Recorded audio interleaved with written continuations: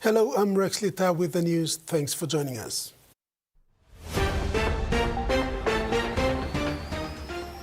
In this edition, Parliament addressed Kujip Hospital closure.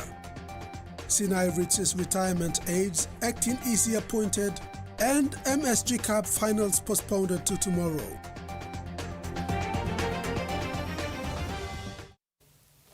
Parliament was told today that despite the Kujip Nazarene Hospital making a budget submission of 7 million kina, only 1.7 million was released to the hospital by the Jiwaka Provincial Health Authority. Health Minister Elias Kapavore revealed this in Parliament while noting that JPHA is among the PHAs that received the highest funding.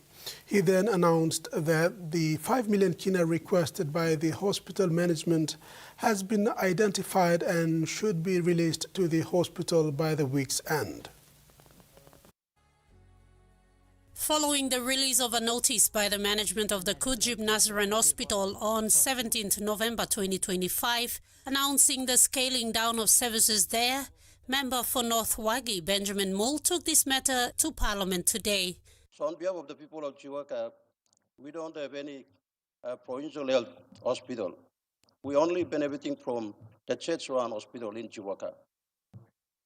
And I got a letter from the church management of the Nazarene Church that they are going to close down the operation starting December because they don't have 5 million to buy drugs and do the operation. Health Minister Elias Kapavore, who was already aware of the issue, confirmed that the meeting will be convened soon with the hospital CEO and funds should be released as requested. I'll be having a meeting with the management team who is here in Port Moresby. I'll have a meeting with them today. I want to say today we have identified the funds and we'll make sure that the funding will be paid to them this week. That 5 million kina this week because we have identified the funding. Actually, we will want to increase that funding. However, he also noted that this hospital falls under the budget of the Jiwaka Provincial Health Authority, further revealing that despite JPHA receiving 60% of its funds for this year, it has only released 1 million kina to Kujip Hospital. I can confirm that Jiwaka PHA funding belong online long Nazarene is go through the parts of Jiwaka PHA on a yearly basis. That's something I look along and now you look at some Jiwaka PHA receives among the highest amount that goes to all the PHs every year. This year is in big money. To date, 70%, 60% of the funding is all the Jiwaka PHA Kisimpinis. Olano Nazarene, Kujip Hospital only request him 7 million kina, low operational funds low this year. Just 7 million kina. Out of the 7 million kina recorded they only received 1.7 million kina. So this last now shortfall by something or this of him. Kapavore assured the people of Jiwaka that the hospital would not close and said they would give more than the 5 million kina requested. Ruth Rongola, TVWAN News. The Kujip Nazarene Hospital, that's at the center of funding controversy, will soon be accredited to a Level 5 hospital. Health Minister Elias Kapavore delivered this good news while addressing questions about funding to the hospital today in Parliament. I actually was there 2 weeks ago. It's one of the best health facility, I can say that, in the entire Highlands region, and compared to many of the facilities that we have as a government runs to him, although in big walk through. There was a Department of Health team that went last week making full accreditation, determining whether the hospital by serving full level 5 or NOGAT. And I want to say today to the people of Jiwaka that it actually achieved the perfect accreditation as now the level 5 provincial hospital serving people of Jiwaka and part of the country. So congratulations. A certificate will be given to them very, very soon. Lay City Authority has recently purchased 130,000 kina worth of medical drugs for its urban clinics. Whilst this is the responsibility of the Provincial Health Authority, Member for Lay and Deputy Prime Minister John Rosso outlined that LCA works in partnership with all stakeholders to ensure services reach its people. Medicine shortage has been a long-standing issue in the country, with many pointing fingers at funding delay from the national government to provincial health authorities, the complex procurement process, poor stock management, supply chain issues and mismanagement at the provincial and district level as well.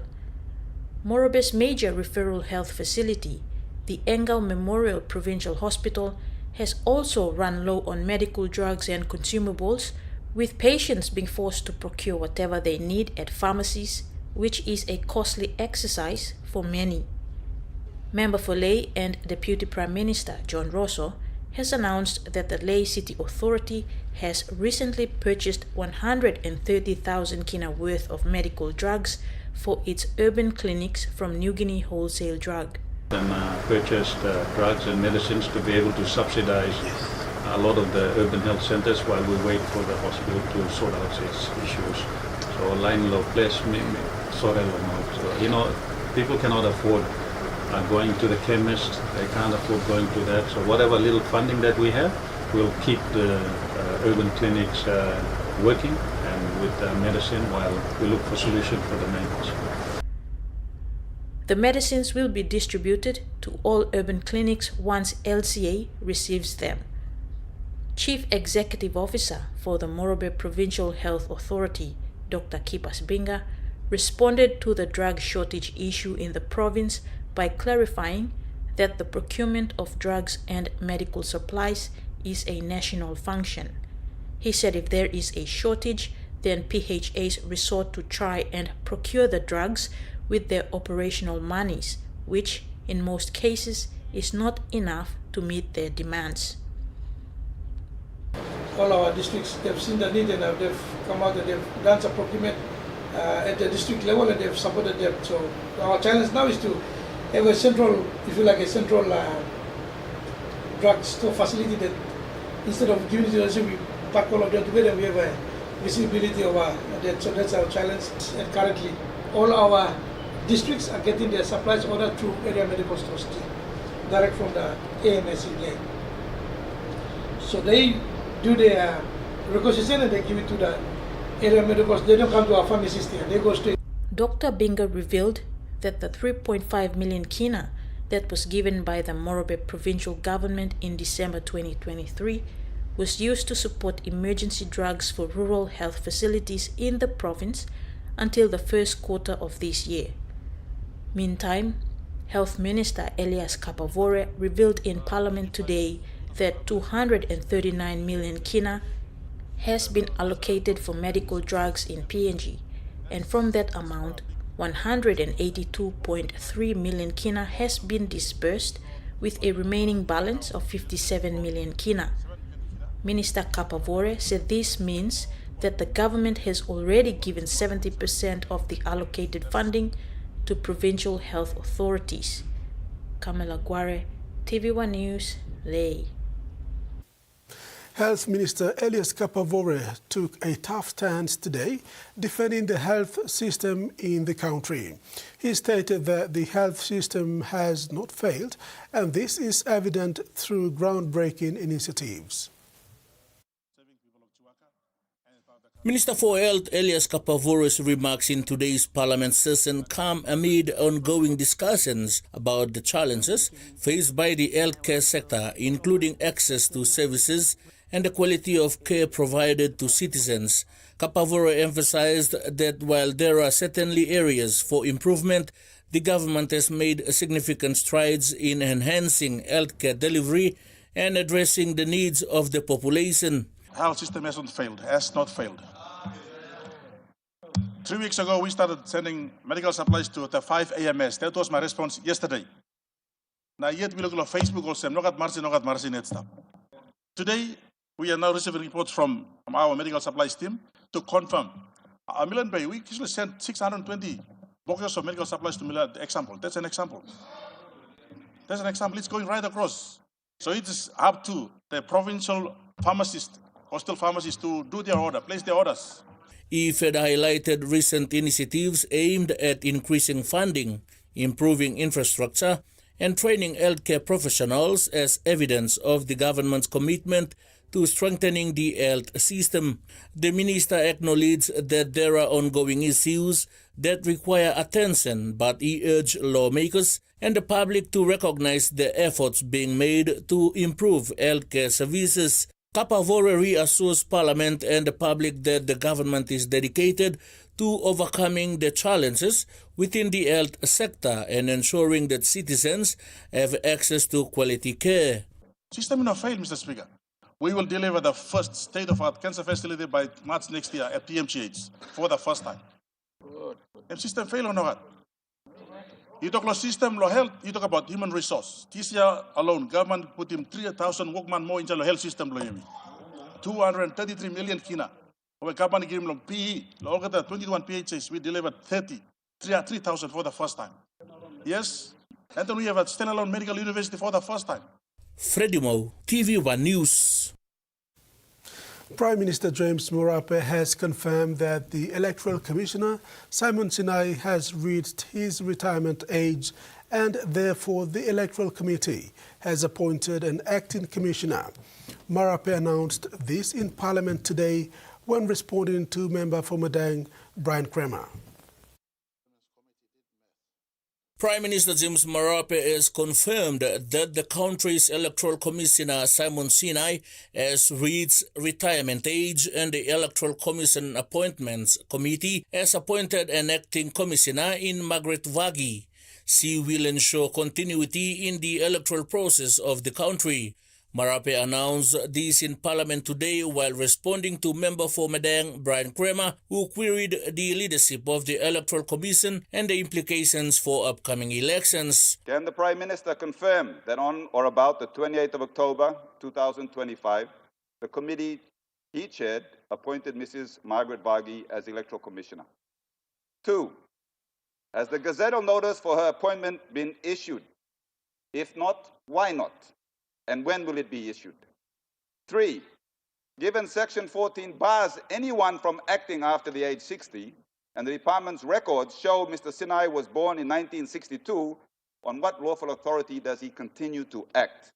It's so that the Electoral Commissioner has reached age where it was appropriate for his appointment, unlike others that would have received a 6-year contract by virtue of age limitations. We curtail back to a 4-year contract, or if not, when the age hits 60.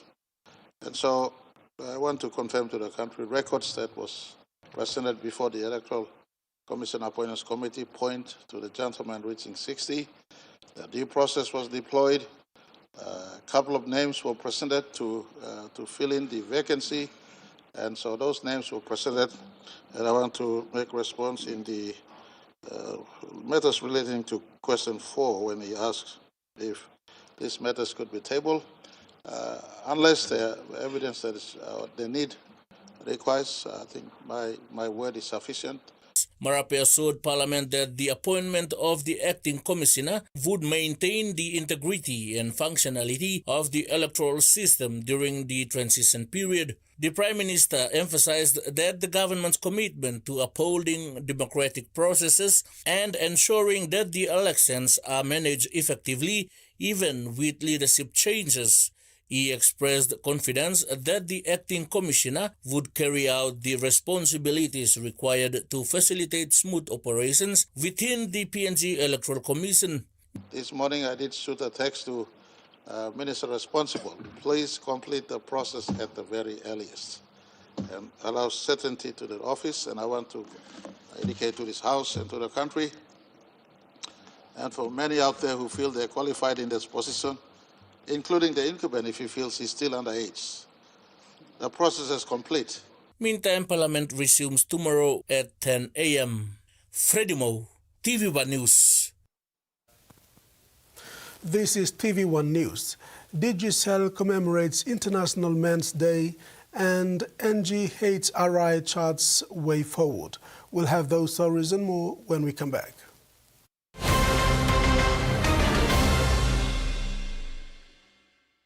Thank banking doesn't have to be complicated. With PSB's OneTalk wallet, control your money wherever, whenever. Dial *131#, enter your PIN, select cash in or out, and generate a secure code to withdraw cash. It's the only wallet for cardless ATM withdrawals. Send and receive funds, pay for goods and bills, or withdraw cash with ease. All with PSB's OneTalk wallet. PSB's OneTalk wallet. Money made easy. Dial *131# today.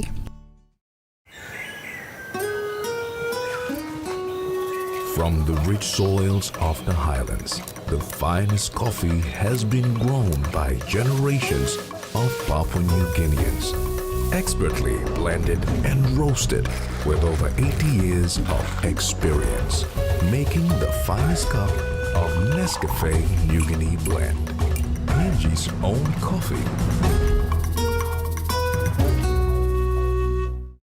We've been traveling along this road together for over 50 years. Ella Motors acknowledges the visionaries and hard work that have been the driving strength to continued nation building. We live, prosper, sustainably grow with the community, whilst developing quality mobility chains, aspiring to be your first choice on every occasion. Ella Motors, celebrating with Papua New Guinea throughout our independence golden jubilee. PNG's favorite soft drink now in bottles. Goldspot brings you fresh, bold flavors in brand new 500ml bottles.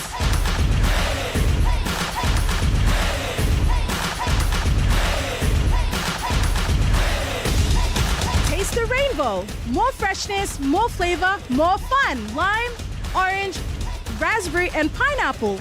Proudly made in PNG. Proudly Goldspot. New Fabuloso multi-purpose cleaner with an irresistible fragrance that lasts all day long, creating a field of flowers in every corner of your home with an irresistible fragrance that lasts and lasts all day long. Fabuloso, irresistible fragrance. The PNG LNG project has now generated more than 30 billion kina for Papua New Guinea since production commenced. Nearly half of this amount has been paid as tax. Equity distributions are paid to KPHL and MRDC based on the interest they hold. Tax is paid to the IRC, while development levies and royalties are paid to DPE. For more information on direct and indirect benefits, visit PNG EITI's website.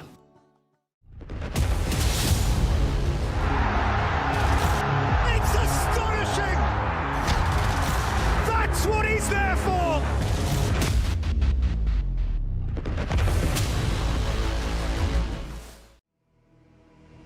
In a country torn by corruption and fear, one man refuses to surrender. Ricardo Dalisai has fought drug lords, terrorists, and traitors. But the greatest threat comes from inside the halls of power.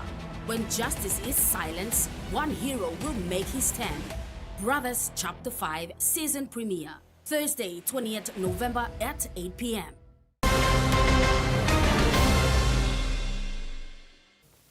Welcome back. The newly elected governor for Morobe, Rainbow Paita, yesterday in Parliament, queried the process of the Olei-Wau Road, which comes under the Connect PNG program. The question was directed to the Minister for Works and Highways, Sola Mirisim. Governor Paita made the call due to the importance of the road, which leads to multi-million mining projects in Wau and Bulolo, and also the new road link connecting Lae and Port Moresby. Well, how do we... Rainbow Paita, recently elected as the governor for Morobe, realized there are issues in the province that still needs to be addressed, including road connectivity, and he was referring to the incomplete Lae-Bulolo highway. This road on the economic highway, Mr. Deputy Speaker, I'm no new project, I'm no new road, I'm no pilot track, it's an existing economic corridor. Now my question is, what are we doing? I know there's a couple of programs running concurrently on that road, and that road too will link back Kamosemlo Gulf na Kamlo Moresby. But while all that is happening, what is the current status of the road? Which contractors are currently working on that road? Because our people continue to suffer every day, and that burden is now placed on members and now placed on me put it on the floor. So number one, status of contract. Paita insisted on knowing the current status of the road construction, which leads to the Wafi Goldpool project and the Hidden Valley mine. With several road constructions currently underway around Morobe province, Governor Paita sought to know the specific construction companies working on the projects. Now, used workload is the road. Number two, Mr. Deputy Speaker, through long you, long works minister, and I hope the treasurer can take note of this question. Can you categorize him all, connect PNG road? What category or what criteria are we using in terms of valuing that which road comes first? An economic corridor road, and just a road that comes under connect PNG to connect people? Or how do we categorize this road? For example, my road that I bring to the attention of the Works Minister now is an economic corridor road. Existing businesses are using it. Minister Mirisim acknowledged the question raised as very important to the people of Morobe and the country. He added that initially the road project was under Australian aid. Mirisim said the delay in funding for the road completion affected road works. Before Mipla, after me, even got all program, me been istabananilo TSSP program, where me istabananilo program long OSID. I no been istabananilo government lo Papua New Guinea. He got certain all roads where ADB Kisim, all TSSP been Kisim, all World Bank been Kisim. So this plus section lo Brolo Kamlo Layam all TSSP program. So under the TSSP program, only got whole program where only we put in funding, but they got process long all. That's why this process has been taking time. All funding only put in funding and lyric na kilometer mi big pla. So mi pla been giving contract lo start lo 14 mile. Come long Gabensis na go on tablo Timini. Almost 27 kilometer. All classic he been coming na only engage him. Subcontracting na contractor coming. Kaya works coming only still him 27 kilometer. However, Minister Mirisim states that as a responsible government, funds have been released to maintain the roads between Lei-Bulolo Highway. Susan Oreape, TVWAN News. Meantime, member for North Bougainville, Francisca Samoso, also raised the need to build a bridge over the Buka Passage to link Buka Island to the mainland, addressing one of Buka's greatest transport challenges. Works Minister Sola Mirisim acknowledged this question and briefly stated the engineering challenges that need to be considered to build a bridge there. Speaker, Honorable Minister, you got some ting lo you put in one bridge across in Buka Island, you go along mainland Bougainville. You walk along put in bridge long all Wara. Me like him, you put in bridge long Buka Island, you go along Northern Tip. Buka Passage or road, emi planning timing of this lo Buka na. Me too, me got this ting or Martin one play me play connecting this bridge all outside of Big Man Island, Buka. I think me play connecting Papua New Guinea straight na connect PGM through Kamablo Bougainville.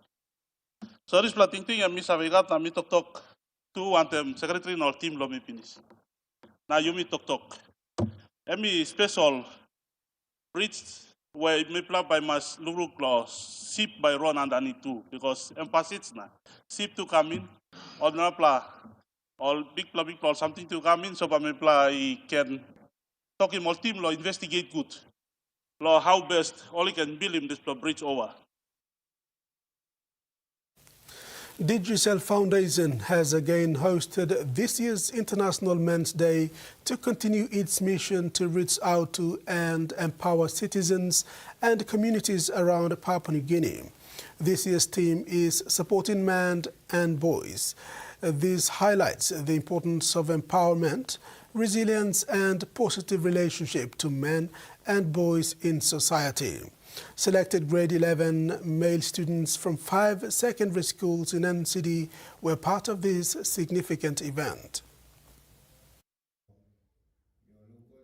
This year's International Men's Day is celebrated under the global theme Supporting Men and Boys, highlighting the importance of creating stronger support systems for men and young boys in the society.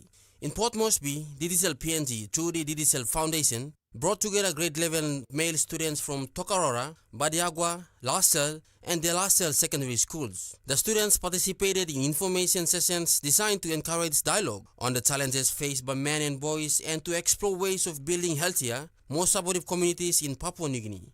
Also present were Didicel male staff. The guest speaker, Andrew Abel, who is the current co-founder of the Surfing Association in PNG, encouraged the students and young men to take pride and ownership of themselves moving forward. He added that every day as men, they must be ready to face the day with determination and carry dignity with them. And the onus is on us as Papua New Guineans. And where does it all start? It starts in the home. One day each and every one of you are going to become a parent, a father. I can't see any young women here, but there's some adults here and their mothers, no doubt. But the responsibility is on all of us. And that responsibility starts with the mum and dads. The Didicel Foundation has been part of the journey to create a nation where everyone has equal opportunities so that no one is left behind.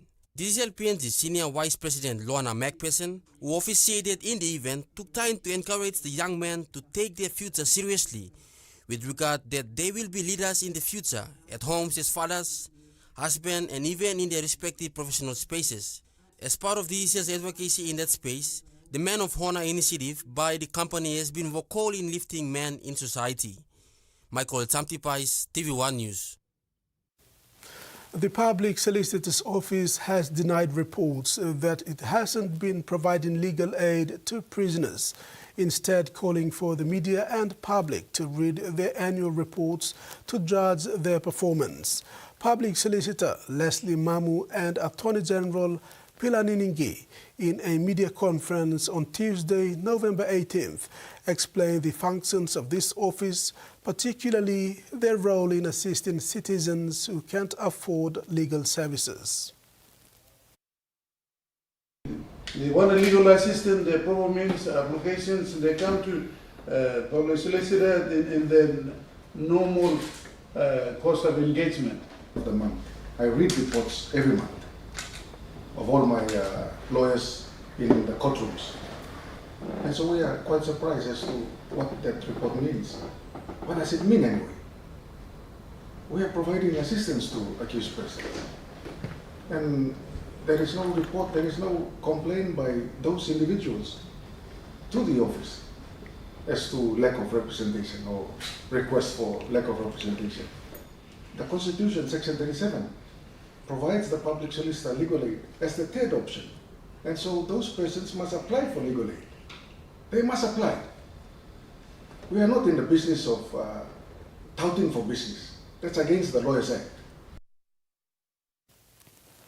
The Papua New Guinea Human Resource Institute's annual conference 2025 opened yesterday in Port Moresby. The three-day event brings together HR professionals, government leaders and business executives to discuss the country's changing workforce landscape. Key topics will be highlighted during the three-day conference, which includes discussions around tax reforms, minimum wage updates, and new national employment and training policies. Experts are also highlighting HR automation and artificial intelligence, signaling a major shift towards digital transformation in PNG workplaces. Presentations feature the Internal Revenue Commission, Department of Labor and Industrial Relations, DHERST, and Frontier Software Australia. At the conclusion of the event, the PNG HRI will also unveil its 2026 salary projections and HR competency development plans. Organizers say the conference comes at a critical time as business balance global trends with local realities to build a skilled, inclusive workforce to PNG's economic growth. Joanna Violet, TVWAN News. And now a look at the finance news. The kina closed lower at $0.2366 in the interbank market. At Bank South Pacific, our kina was buying $0.2291, $0.3494 Australian dollars, 0.1898 euro, and 35.34 Japanese yen. Looking at commodity prices at New York close, gold, coffee, copra, crude oil closed higher, cocoa closed lower, and palm oil closed the day unchanged. And on the stock market, the Dow Jones closed lower, the ASX closed lower, and all ordinaries closed lower as well. You are watching TV1 News. More local stories when we return. Stay with us.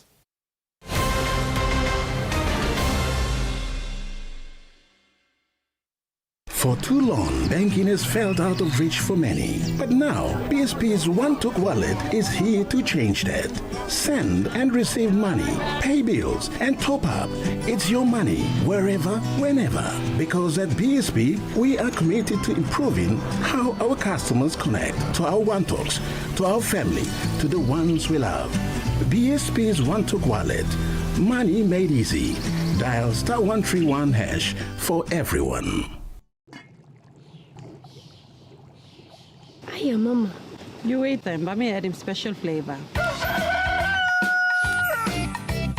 Put in more flavor, put in more taste.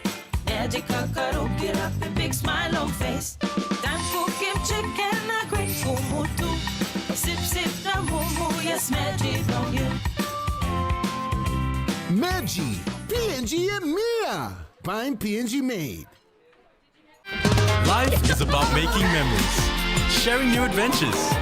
Go beyond the familiar. Don't let bacteria hold you back from experiencing the world.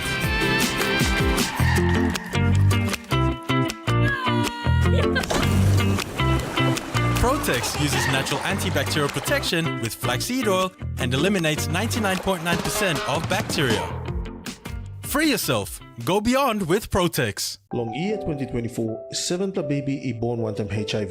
HIV I can go long baby long triple rot. Time bel mama I get HIV, long time long karen baby, na time baby is susu. Tasol Yumi can help him bel mama, long look out him baby inside long bell. Go quick time long bel mama clinic, na kiss him antenatal check. Time Yumi pan him sick HIV area, or time bel mama I positive penis, early treatment I can save him baby. Give him baby healthy start long life. Stop him spread long sick HIV I go long baby. This lutok sawa I come long National AIDS Council Secretariat. Enjoying life when we work together, making happy memories that last forever. Hot in talk, young or old, a scale race, family meal with home. We'll bring out the smiles, cause it's our favorite reminds. Sandy Sicola, scale rise, long scale, scale price. Sandy Sicola, scale rise, long scale, scale price. You like it. Meet YumiPay, your digital wallet from TISA Bank. Your gateway to seamless transactions. Withdraw cash anytime at your nearest TISA agent. Send money to family and friends. Hello, son. Anytime, anywhere. Top up and pay with just a scan. From taxis to coffee and small businesses, YumiPay makes every payment simple. YumiPay. Powered by TISA Bank. And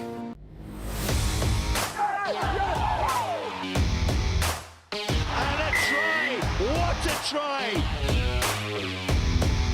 They have men, you know. They have men. Super try. Oh, the offloading is magnificent.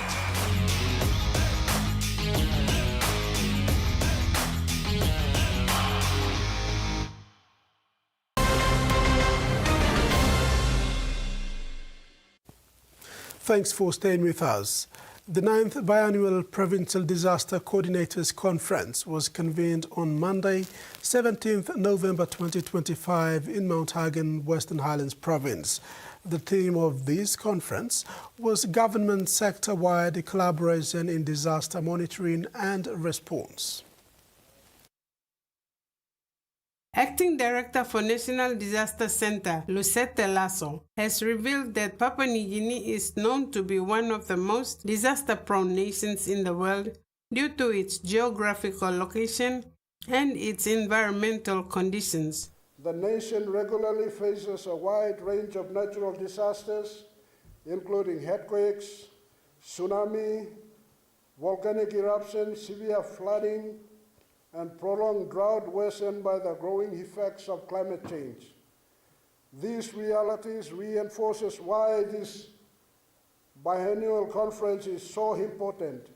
It brings together those at the heart of disaster coordination. These include the provincial disaster coordinators coming together to share lessons and assess progress and to develop strategies to make our nation safer and better prepared.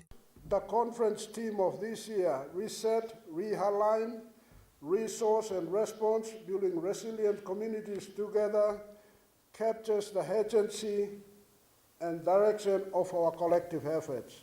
Provincial Administrator for Western Highlands Province, Joseph Manville, acknowledged that disaster comes in different forms, natural and man-made disasters. This conference comes at a critical moment as climate change continues to intensify. Floods, landslides, droughts, floods, extreme weather events across PNG. For many years, our response has been largely reactive, not proactive, but reactive.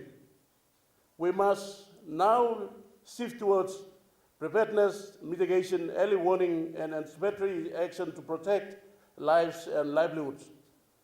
He noted that the public give prominence to natural disasters, but this time around, man-made disasters are much bigger than natural disasters. The information and pressure on provincial services in Mount Hagen, Port Moresby, and all other provinces. The UN Resident Coordinator, Dr. Richard Howard, has this to say. So the UN is working in this space of humanitarian work as a key partner of the government in many areas. And UNDP, for example, is here. Our colleagues from UNDP currently supporting the work of the review committee and the revision of the country's disaster management structure. We have IOM. IOM's particular strength is in how they work with the provinces, and they've assisted development of PNG's IDP policy, which was just launched. And you know, that balance of support between the national level and the provincial level is so critical. When we have Mate and his team from the humanitarian advisory team, and they work with the NDC to make sure that all of the UN and the international community and CSOs are supporting the government in a coordinated way, particularly in a time of crisis. UNRC Award continued to commit UN to stand ready to support. Frida Kana, TVWAN News. Students at Sikalu Primary School in Kerema, Gulf Province, now have a safer place to learn after BSP PNG completed new solar power lighting and perimeter fencing. For years, the school struggled with trespassers entering the grounds, raising security concerns for students and teachers. The upgrades were made possible through the partnership between BSP's Gordon's Commercial Center and Waigani Drive branch, with construction completed in 4 weeks by Jarem builders and suppliers. The handover brought together more than 100 students, staff and parents. It also marked the opening of a new 3-in-1 classroom. School Chairman Jonathan Marco thanked BSP for its support, saying the project has restored hope to the community. BSP staff who traveled to Kerema said the initiative reflects the bank's commitment to community development and safer learning environments. The Papua New Guinea Tourism Promotion Authority officially launched the Papua New Guinea National Tourism Policy 2025 to 2045 yesterday in Port Moresby. The launch signifies a year of extensive nationwide consultations across the public and private sectors, academia, non-governmental organizations, and community representatives. 2, 1, go!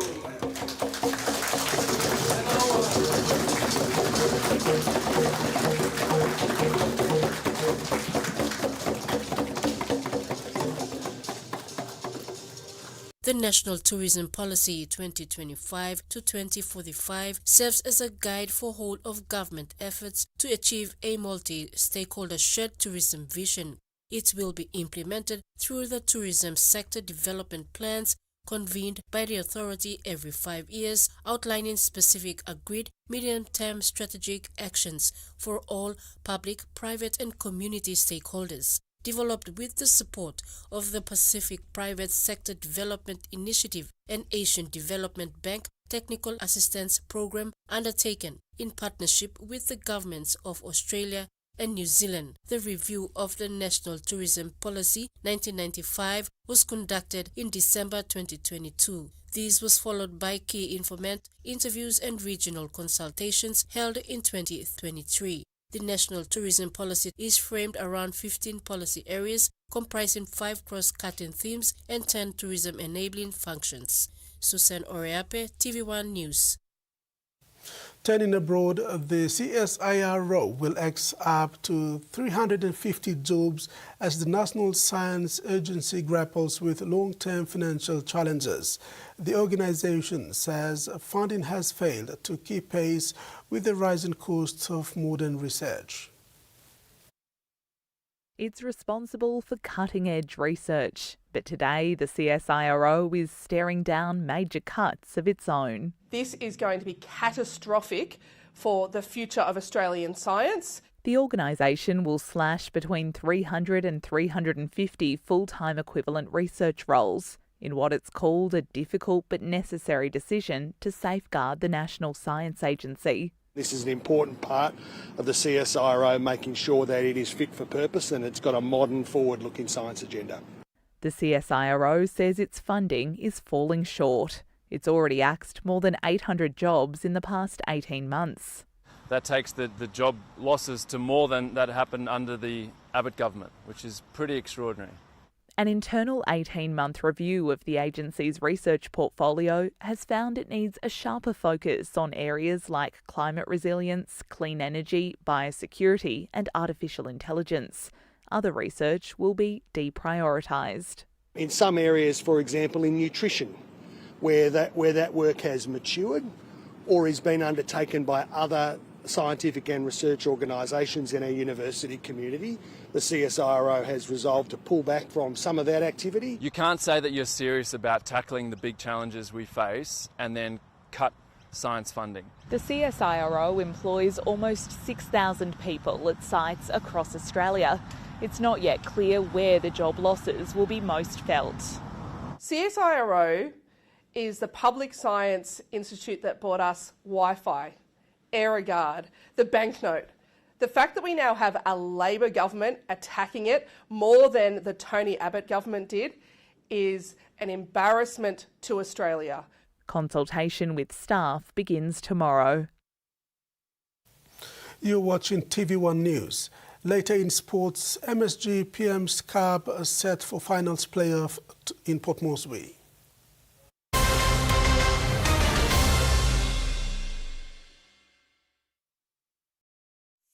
Start your day by doing the 1, 2, 3 with Colgate. Wake up. Brush your teeth. And smile.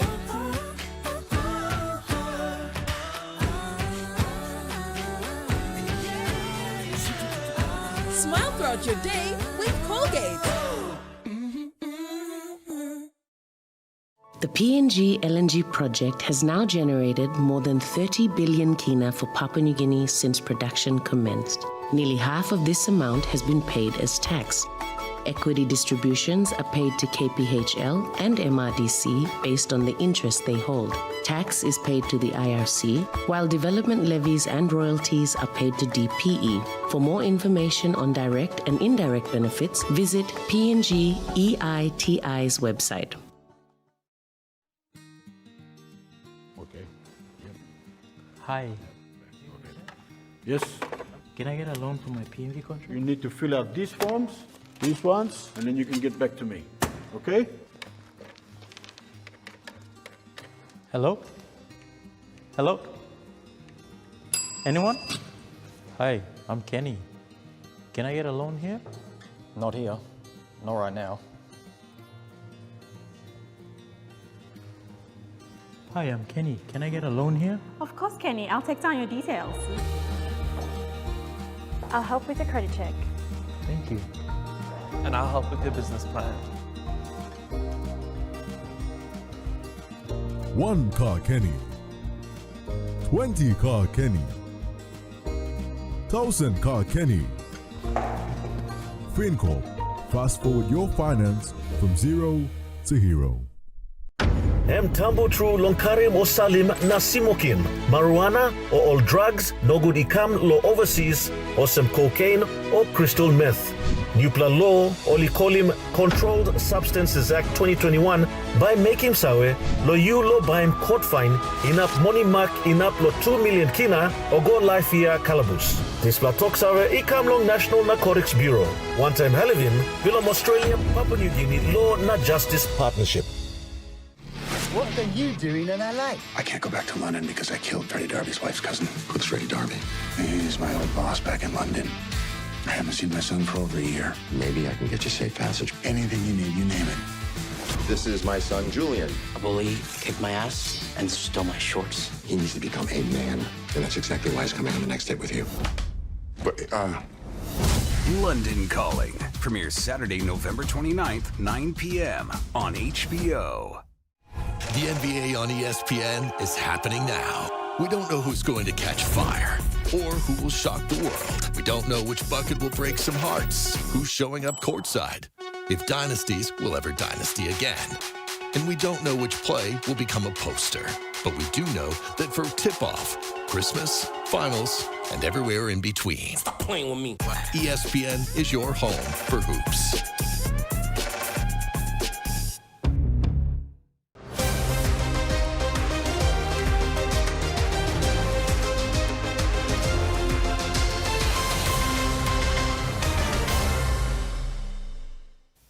In sports, the MSG Prime Minister's Cup 2025 finals have been postponed to tomorrow amid players' health and safety concerns. The final was initially planned to take place today. All participating countries have agreed to the changes and will proceed with the semi-finals tomorrow at the PNG Football Stadium, Port Moresby. The announcement was made today by the host organising committee.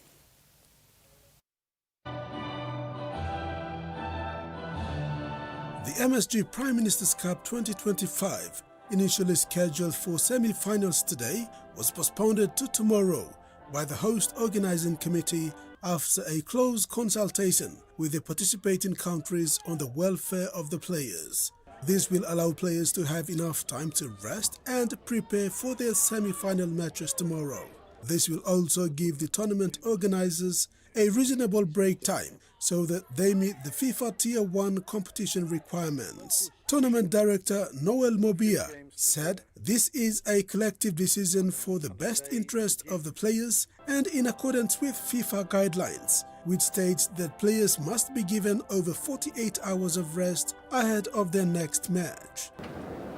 And because of the squeeze on the window, we will be pushing a few games together on a day to give that 48 hours rest period for our players and our officials and the officials that actually referee the game.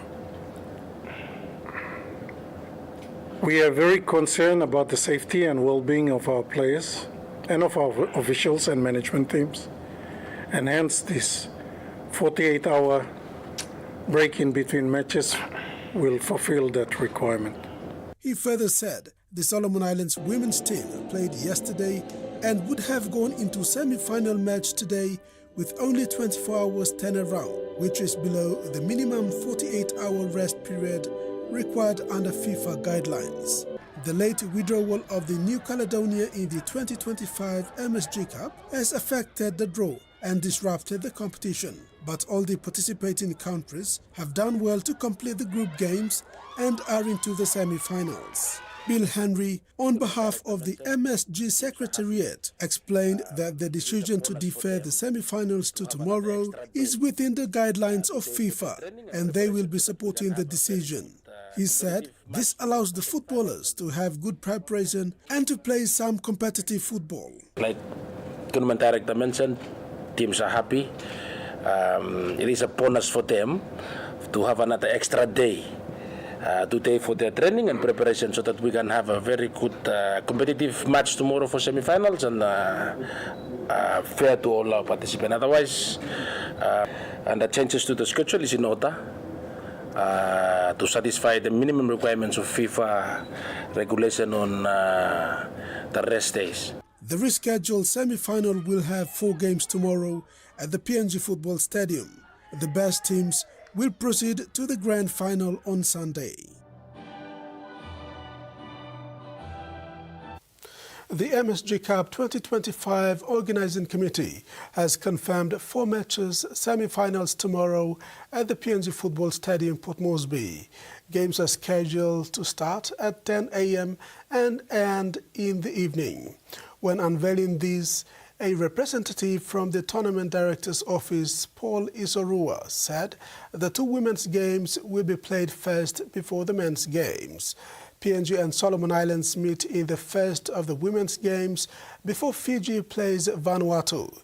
In the men's division, PNG will play Fiji and Vanuatu clash in the Solomon Islands to round up the semi-final fixtures.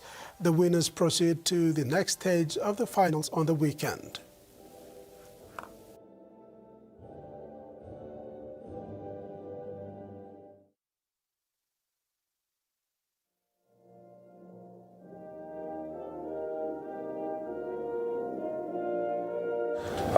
If you followed the group stages, we had some very competitive matches. So it is only right that they are given enough rest time so that the semi-finals they will give the very best. And after that, they rest for another 2 days. And then on Sunday, we should be looking forward to a very good finish.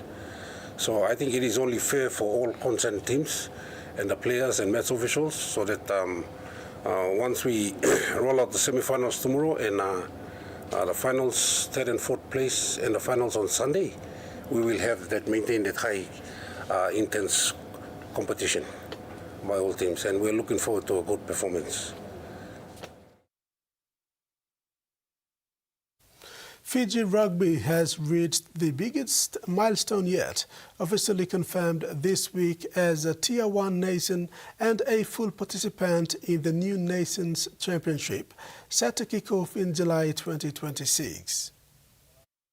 The announcement was made by Fiji Rugby Union Director of Rugby, Leilani Burns, who described the moment as historic for Fiji, for our rugby community and for our nation. Burns said Fiji's inclusion places the Flying Fijians in a permanent structure competition alongside the world's rugby elite, a first in the country's history. For the first time in our history, Fiji will take its rightful place as a permanent structured competition alongside some of the very best teams in the world. Fiji is now a Tier 1 nation, recognised and included amongst the global elite. This is one of the most significant achievements in Fiji's rugby journey. Fiji will join Japan as the 2 invitational Southern Hemisphere teams, completing a powerful lineup with New Zealand, Australia, South Africa and Argentina. Representing the North will be England, France, Ireland, Italy, Scotland and Wales. The Nations Championship is a collaboration between Six Nations Rugby and SANZA, bringing together 12 of the strongest rugby nations into a single premier competition. It replaces the traditional July and November test windows with high-stakes fixtures every 2 years. The Nations Championship is a landmark collaboration between the Six Nations Rugby and SANZA. The championship will culminate in a finals weekend in London, featuring 3 days of double-header matches to determine the first ever Nations champion. Under the new structure, Fiji will play 6 cross-hemisphere tests, northern teams touring the south in July and southern teams traveling north in November. Samoa has qualified for the 2027 Rugby World Cup, despite drawing with Belgium 13-all in a hard-fought and nail-biting match for Samoan rugby fans back home and across the globe. Belgium fought valiantly, and at times it felt like they would win to qualify for their first Rugby World Cup. On the line, the Black Devils of Belgium in their red. The first half was a stalemate for both teams as they struggled to get any real momentum. The first half riddled with errors, and both teams had players sent to the bin for ill discipline. Belgium showed some heart on defense, denying Samoa 2 tries in the first 40 minutes. The Black Devils were rewarded for their efforts with a 6-3 half-time lead. The start of the second half was more of the same, with Samoa throwing everything they had at Belgium and the Belgium standing their ground. Samoa needed an injection of energy to score their first try, and it came when Lemalu Tusi-Pisi turned to his bench. Abraham Papali, Scott Sio and Tuna Tuitama were substituted, and the impact was immediate. After patience and grit, Abraham Papali took it upon himself to power over a defender to score the first try of the match. Samoa's 10-6 lead became 13-6 after Jacob Umaga slaughtered a penalty from right in front. Samoa were ready to run away with the match, but Belgium refused to go away. After a few attempts at the try line, Belgium finally caught Samoa napping beside the rock as they dived over to tie the match. Samoa knew that a 13-13 result still meant they would qualify for the 2027 Rugby World Cup. The last 5 minutes saw Samoa play smart and burn the clock until the end of the match. Terry Longwood, TVWAN Sports. Melbourne Storm star Eli Katoa will miss the 2026 NRL season as he continues his recovery from head knocks that forced him to have brain surgery. The Melbourne Storm back rower coped multiple head knocks while on test duty with Tonga during the season-ending Pacific Championships. Katoa collided with teammate Lehi Hopoate before a test against New Zealand at Eden Park and then coped 2 more knocks during the game. He suffered seizure activity on the sideline and was taken to the hospital where he had surgery on a brain bleed. The 25-year-old remained in Auckland for weeks before returning to Melbourne, where he underwent further testing under the care of the hospital specialists. He has since been released from the hospital and will continue his recovery from home. Melbourne Storm CEO Justin Rodsky said Ellie's health and well-being remain the club's #1 priority. The NRL is investigating exactly what happened. Rodsky said there was no time frame on his possible return to football, but confirmed the 2-time Daily M back rower of the year would miss next year's NRL season. Terry Longwood, TV1 Sports. That's it for sports. Now the weather.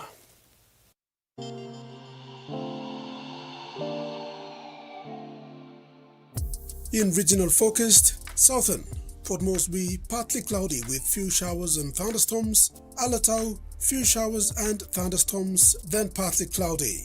Mamase, Lay, cloudy periods with rain showers and thunderstorms. Wewak, cloudy with rain showers and thunderstorms. New Guinea Islands, Kokopo-Rabaul, overcast with heavy showers, rain and thunderstorms. Buka, cloudy with rain showers and possible thunderstorms. And Highlands region, All highlands provinces, cloudy with rain showers, drizzles and possible thunderstorms, then morning fog. Ocean forecast for PNG areas for the next 24 hours. Coral Sea, sea smooth with southeasterly winds of 5 to 15 knots. Solomon Sea, sea smooth with southeasterly winds of 5 to 10 knots. Bismarck Sea, sea smooth to moderate with northwesterly winds of 10 to 20 knots. Pacific Ocean, sea smooth to slight with northwest winds of 5 to 10 knots. And coastal waters forecast. Waters of southern PNG Indonesian border to Daru to Kiwai Island, Kerema, Yule Island, Hood Point, Samare Island, seas 0.5 to 1.5 meters. And that wraps up the news tonight. From the news team, pleasant viewing. Good night.